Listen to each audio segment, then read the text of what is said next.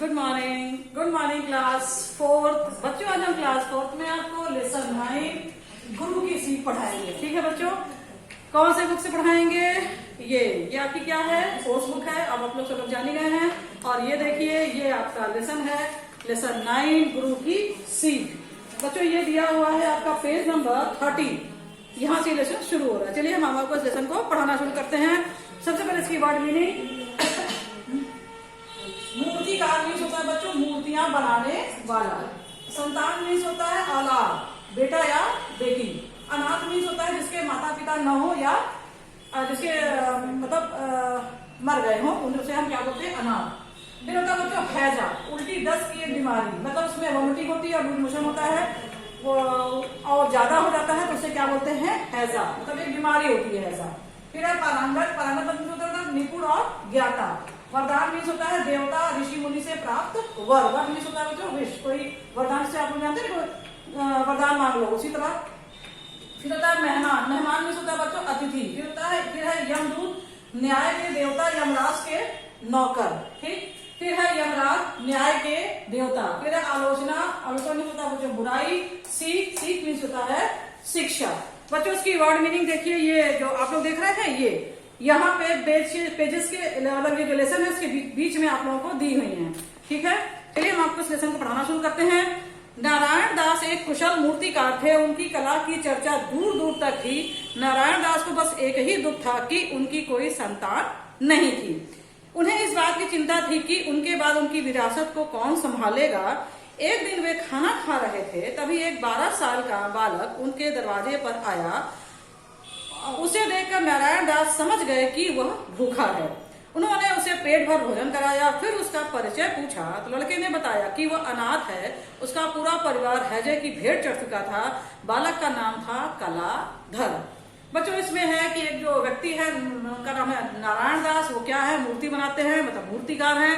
और उनकी जो मूर्ति बनाते थे, इतनी सुंदर इतनी बढ़िया मूर्ति बनाते थे कि उसकी चर्चा दूर दूर तक थी। मतलब बहुत दूर से लोग उनके पास आते थे और उनको जानते थे कि हाँ ये जो नारायण दास है वो बहुत ही अच्छे मूर्तिकार हैं। और लेकिन नारायण दास को बस एक ही दुख था, मतलब उनको एक दुख था कि उनके कोई बच्चे नहीं थे। और उनको लगता था कि अगर हम मर जाएंगे तो मेरी जो मूर्ति है वो कला मेरे साथ ही चली जाएगी, मेरे बाद इस कला को कोई करने वाला नहीं रहेगा, क्योंकि उनका कोई बच्चा नहीं था। यही सोचकर वो बच्चे बहुत दुखी रहते थे कि मेरे बाद मेरी कला का क्या होगा। एक दिन बच्चों वो अपने घर में बैठ के खाना खा रहे थे, तो खाना खाते हुए उनके पास एक बालक आया, मतलब एक लड़का आया। बालक मीन्स लड़का आया जो मुश्किल से 12 या 13 साल का रहा होगा। तो उसको जब उसके पास आया तो नारायण दास समझ गए कि ये जो बालक क्या है, वो कई दिनों से उसने खाना नहीं खाया, ये भूखा है। तो नारायण दास को उस पर दया आ गई, उन्होंने उस बालक को खाना खिला दिया। और जब खाना खा लिया उस बालक ने, तो नारायण दास से पूछा कि तुम कौन हो, अपना परिचय बताओ। तो उसने बताया कि मेरा नाम कलाधर है और मेरे जो है मतलब जो माता पिता है वो मर गए हैं। कैसे मरे बच्चों? हैजा। हैजा हमने आपको बताया एक बीमारी होती है, उसकी वजह से उसके माँ बाप जो है वो मर गए हैं, भेंट हो चुके हैं, मतलब बच्चों मर गए हैं। ठीक है, आपके में एक वर्ड आया ना कि पूरा परिवार हैजे की भेंट चढ़ चुका था, मतलब उसका जो पूरा उसके जो माता पिता थे वो क्या हुए थे? हैजे के कारण मर गए थे। और उस बालक का नाम हमने क्या बताया आपको? कलाधर। चलिए हम आपको आगे पढ़ाना शुरू करते हैं। नारायण दास ने उसे अपना शिष्य बना लिया। उन्होंने उसे अपनी सारी कला सिखा दी। धीरे धीरे वह भी नारायण दास की तरह मूर्तियां गढ़ने में पारंगत हो गया। नारायण दास बूढ़े हो गए थे। एक दिन उन्होंने कलाधर से कहा, बेटा मैं तुम्हें जो बताने जा रहा हूँ उसे गांठ बांध लो। कला की ऊंचाई का कोई अंत नहीं है। कोई भी कला में दोष निकाले तो उसका बुरा मत मानना। धीरे धीरे कलाधर ने उनका काम संभाल लिया। उनके भी उसका नाम भी दूर दूर तक हो गया। एक दिन एक साधु ने कलाधर से भगवान कृष्ण की मूर्ति बनवाई। मूर्ति देखकर साधु दंग रह गए। ऐसा लगता था कि मूर्ति अभी बोल उठेगी। उन्होंने खुश होकर उसे पक्षियों से बातचीत को समझने का वरदान दे दिया। बच्चों नारायण दास को जब लगा कि ये बालक अनाथ है तो उन्होंने क्या किया कि नारायण दास को अपना शिष्य बना लिया था। शिष्य मतलब अपना स्टूडेंट बना लिया। और उसे भी, क्योंकि उनके पास कोई बच्चा था नहीं, उन्हें अपनी कला किसी को तो देनी थी, क्योंकि वो बहुत चिंतित रहते थे। तो उन्होंने नारायण दास को ही अपना शिष्य बनाया और धीरे धीरे उसको ही मूर्तियां बनाना, उसे भी मूर्तियां बनाना सिखाना शुरू किया। बच्चों धीरे धीरे वो जो कलाधर था वो बहुत ही अच्छी मूर्ति बनाने में पारंगत हो गया, मतलब निपुण हो गया। उसे भी नारायण दास जैसी मूर्तियां बनाना आ गया और उसकी भी चर्चा बहुत दूर दूर तक हो गई कि हाँ एक नारायण दास, एक कलाधर है जो नारायण दास का शिष्य, वो भी बहुत अच्छी मूर्ति बनाता है।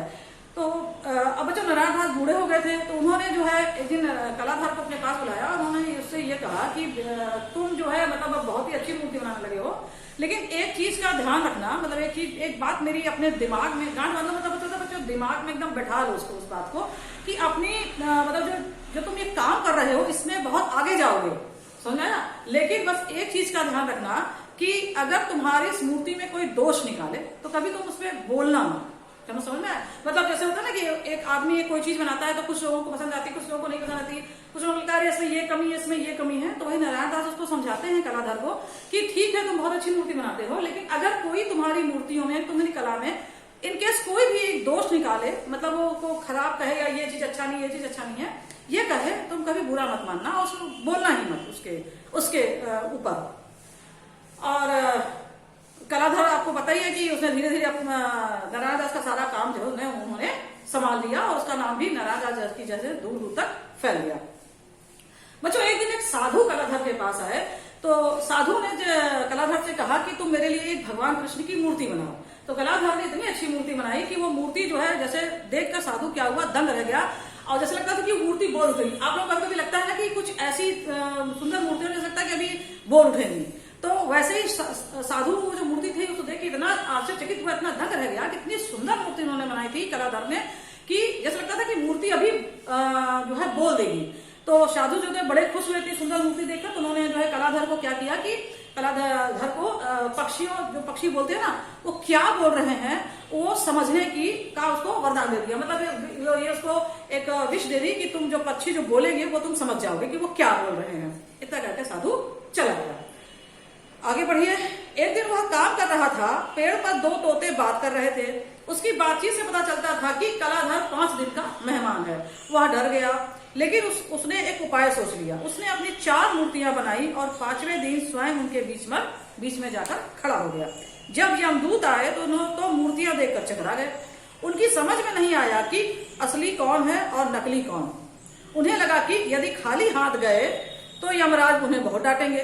तभी एक यमदूत बोला, मूर्तियां तो बहुत अच्छी हैं, लेकिन दूसरी वाली मूर्ति की एक आंख छोटी है। अपनी कला की आलोचना सुनते ही वह बोल उठा, ऐसा हो ही नहीं सकता। उसके बोलते ही यमदूतों ने उसे पकड़ लिया। मूर्तिकार अपनी कला की आलोचना नहीं सह सका और वह अपनी गुरु की सीख भूल गया और वह पकड़ा गया। बच्चों धीरे धीरे दिन बीतने लगे। एक दिन ऐसे कलाधर अपना काम कर रहे थे, तो पेड़ पर 2 तोते आपस में बात कर रहे थे, क्योंकि वरदान दिया था ना साधु ने कलाधर को कि वो पक्षियों की बात को वो समझ लेगा कि पक्षी क्या बात कर रहे हैं। तो वही 2 तोते बात कर रहे थे और तोतों की बात वो समझा। और तोतों का मतलब वो तोते ये बोल रहे थे कि जो कलाधर है ये 5 दिन का मेहमान है, मतलब अब ये 5 दिन बाद ये क्या होगा, मर जाएगा, मतलब इसकी जिंदगी केवल 5 दिन और बची है। तो कलाधर एकदम चिंतित हो गया, क्योंकि उसने सुन लिया, समझ में आ गया। तो कलाधर एकदम टेंशन में आ गया कि अब तो हम सिर्फ 5 ही दिन जिंदा रहेंगे, अब हम क्या करें। तो उसको एक आइडिया आएगा। बच्चों उसने जो है 4 मूर्ति बनाई, अपनी 4 मूर्ति बनाई और खड़ा कर दी। और अब 5वें दिन, मतलब जब उसका लास्ट डे था कि आज उसको मरना है, तो 5वें दिन जाके क्या किया, जो 4 मूर्ति थी ना उसके जाके बीच में वो भी खड़ा हो गया मूर्ति बन के, मतलब एकदम स्टैचू जैसे खड़ा हो गया वो। तो जब यमदूत मतलब बताया था बच्चों, न्याय के देवता यमराज के नाम पर जो प्राण लेने आते हैं, वो यमदूत आए और उन्होंने देखा कि 4 मूर्तियां, 5 मूर्ति लगी हुई है। अब वो चकरा गए कि इसमें असली कौन है, क्योंकि उतनी सुंदर मूर्तियां थी कि समझ में आता कि असली कौन है और नकली कौन है। तो यमदूत को समझ ही नहीं आ रहा था कि कौन असली है कौन नकली है। लेकिन उनको ये भी लग रहा था कि भाई उसके प्राण तो हमें ले जाने ही है, मतलब हमें तो कलाधर को ले ही जाना है। अब कैसे ले जाए, नहीं ले जाएंगे तो यमराज जानते बच्चों न्याय के देवता, वो हमें डांटेंगे। अब क्या करें। तो अब दोनों जो है सोच रहे थे, तभी एक यमदूत ने बोला कि मूर्तियां तो बहुत ही अच्छी बनी है, लेकिन जो ये दूसरी वाली मूर्ति है ना, इसकी आंख थोड़ी सी छोटी है। ऐसे जनरली बोला कि ये जो मूर्ति है, इसकी जो दूसरी वाली मूर्ति, इसकी आंख जो है वो क्या है, छोटी है। जैसे ही यमदूत ने ये बोला और कलाधर को गुस्सा आ गया, उसने कहा कि मेरी मूर्ति की इसने बुराई कैसे की। आलोचना मतलब होता है बच्चों बुराई, मतलब इसने मेरी बुराई कैसे की मेरी बनाई हुई मूर्तियों की। और उसने तुरंत बोल दिया कि ऐसा हो ही नहीं सकता कि मेरी बनाई मूर्ति की एक आंख छोटी हो। जैसे ही उसने ये बोला, यमदूत समझ गए कि यही असली कलाधर है, और उन्होंने क्या किया, उसको पकड़ लिया और अपने साथ ले गए। आप लोग समझ में आए बच्चों। कलाधर के जो वो थे गुरु थे, उन्होंने क्या कहा था, उन्होंने ये कहा था कि कोई भी आपकी बुराई करे, आपकी कला की बुराई करे, आप बोलना मत। यहाँ पे वो अपने गुरु की सीख क्या हुआ, भूल गया। अगर वो ना बोलता तो यमदूत उसे ना पकड़ पाते, क्योंकि वो इतनी अच्छी मूर्ति थी कि वो समझ में आती, यमदूत भी चकरा गए थे देखे कि कौन असली है कौन नकली है। लेकिन उसने क्या किया, अपनी आलोचना सुन के वो चुप नहीं रहा, उसने बोल दिया, इसने ये गलती कर दी। तो यमदूत को समझ में आ गया कि कौन असली है कौन नकली है, वो असली को पकड़ लिए। तो इसीलिए कहा गया है कि जो बड़े बूढ़े कहते हैं उनकी बात को क्या करना चाहिए, जो सीख देते हैं उनको क्या करना चाहिए, मान लेना चाहिए। समझ में आया? तो यही है कि उसने गुरु की सीख भूल गया और वो पकड़ा गया। आ गया बच्चों समझ में? चलिए अब ये लेसन आपका यहीं पे खत्म हो गया। नेक्स्ट वीडियो में हम आपको इस लेसन का जो लिटरेचर पार्ट है, ये देखिए यहाँ से शुरू हो रहा है, वो हम आपको पढ़ाएंगे। ठीक है बच्चों, जब आप ये वीडियो देखिएगा तो ये जो आपका लेसन 9 है, ये गुरु की सीख, इस बुक को लेकर ही और इस लेसन को लेकर ही अपने बुक को लेकर ही अपने साथ बैठिएगा, तभी आपको ये लेसन और भी अच्छे से समझ में आ जाएगा। ठीक है बच्चों।